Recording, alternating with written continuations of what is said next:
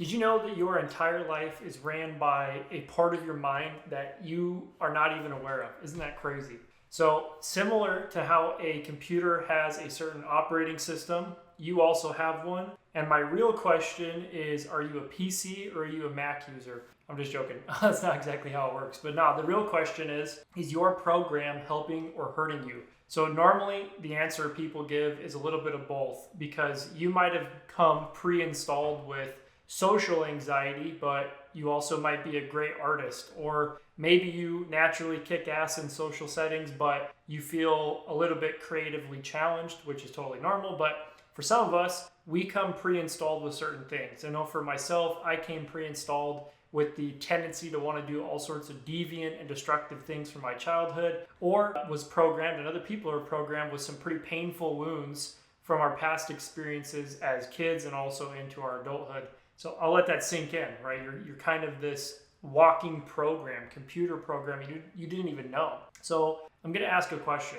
Have you ever watched the movie The Matrix? Either way, there's a really powerful story I want to tell you that I saw in that movie. So after Neo, the main character, gets unplugged from the Matrix, he starts to go through training. And in the movie, there's this operator, right? The guys who control the Matrix computers. One of them's named Mouse. So he plugs in a hard drive type device into the program and starts installing into Neo's mind all sorts of different programming that's essentially like training, okay? So he starts to learn different things, jujitsu, which is badass, weapons training, and many more things. I know for sure I wish there was a download for jujitsu, but unfortunately I'm just gonna have to be patient for the next 10 years as I get my black belt. I'll really earn it, you know? All jokes aside, what if you could install things just like they did in the Matrix into your mind? And how cool would that be, right? If we could just go into our mind and delete negative programming, the stuff like social anxiety or limiting beliefs or insecurity, and then replace it or reinstall the positive programming, the things that we want, like confidence, happiness,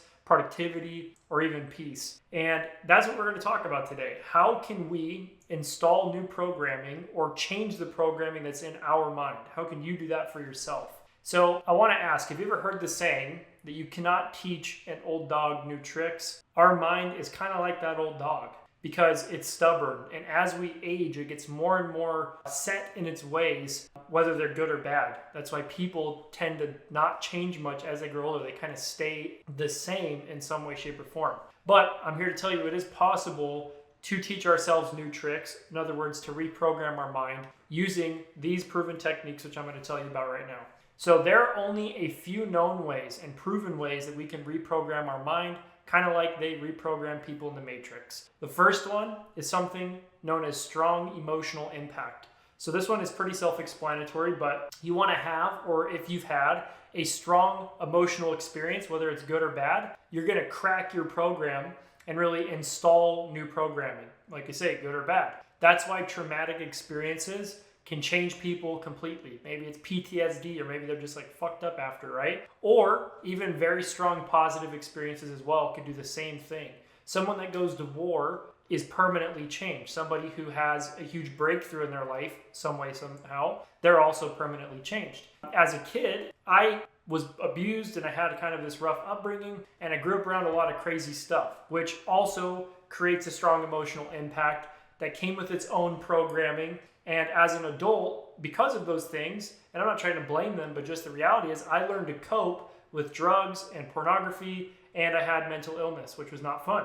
But a positive version of this is in my life, a couple years ago, I went to a rave for the first time. And put your judgments aside, or if you're into raves, cool. Besides the point, I just want to talk about how that completely changed me as a person. It was such a strong emotional impact. And it really reflected back to me how closed off I was, how awkward I could be, and I didn't know how to dance too, which sucked. But after going to that first rave and having that crazy strong emotional impact, I could dance and I could chat up strangers with no problem, and I also learned so much more about myself. So that's like what I'd like to say about this. Strong emotional impact can and will rewire our brains quite dramatically. So definitely keep this one in mind and maybe think about those strong emotional impacts you've had. Was it a breakup? Was it childhood trauma? Was it going to a rave and dancing your face off? I'd love to hear down below what it was for you. So that's the first way. We have now the second way, which is repetition of words plus emotion over time. Now you're probably wondering, what the hell does that mean? Let me explain.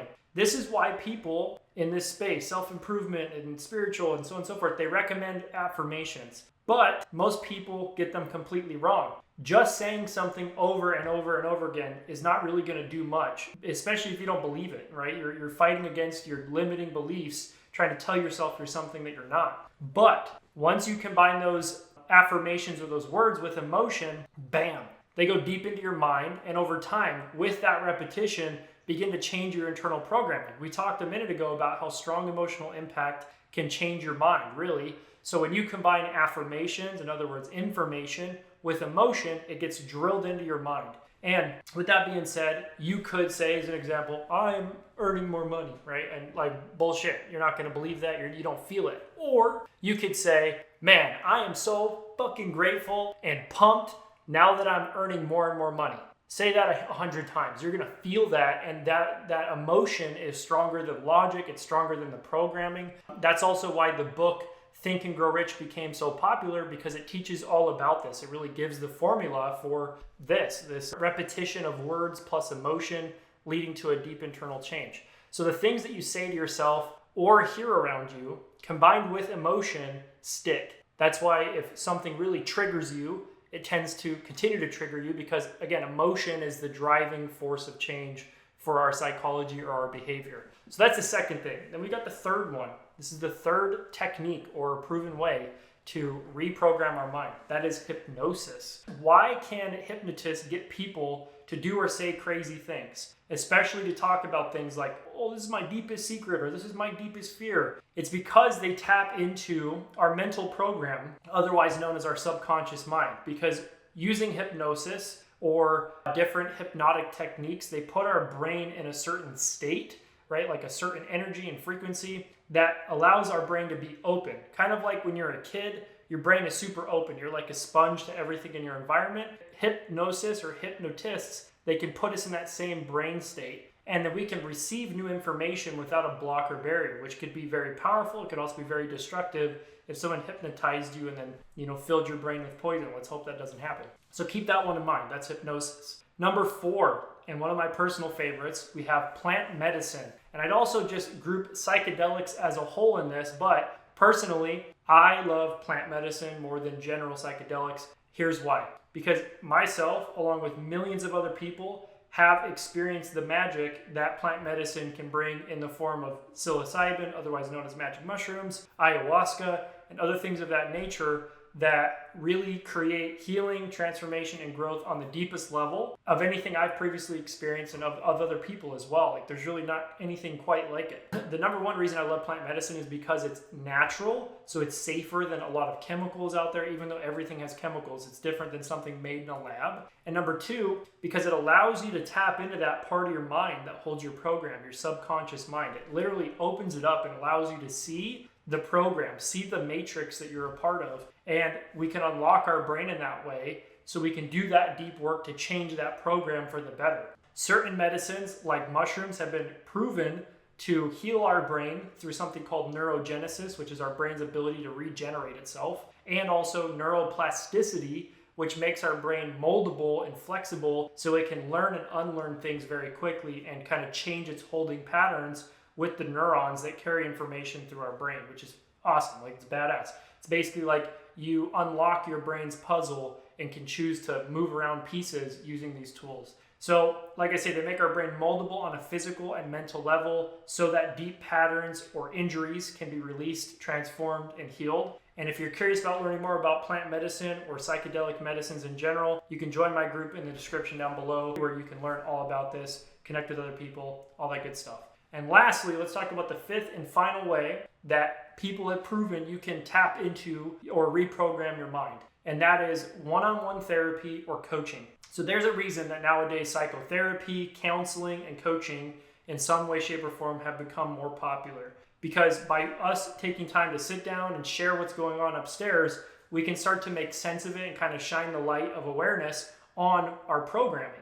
The thing is with these tools, therapy, coaching, counseling, they work, But the downside is they can take a long time because you're sitting on someone's couch or sitting on a call with somebody, and it's just as quick as you can talk about it and process it and digest it and dissect it is as quick as you're going to get the result you're looking for of reprogramming your mind. So in my opinion, they should be combined with another technique I listed above: hypnosis, plant medicine, repetition of words plus emotion, strong emotional impact, something else to really pack a punch and crack your shell so the change can happen faster. And I'm kind of an extremist, I'll admit. I don't want slow results or change. I want to go, maybe you feel the same. So that's the thing. Only problem with therapy, counseling, coaching is that only talking about our problems, just being mental about them, can keep us kind of stuck in the problems and also in our heads, which is not where the healing and transformation happens. Ironically, in order to reprogram our mind and make that deep, fundamental, and profound change, it's not a head thing, it's actually a body thing, because we've got to learn to express the emotions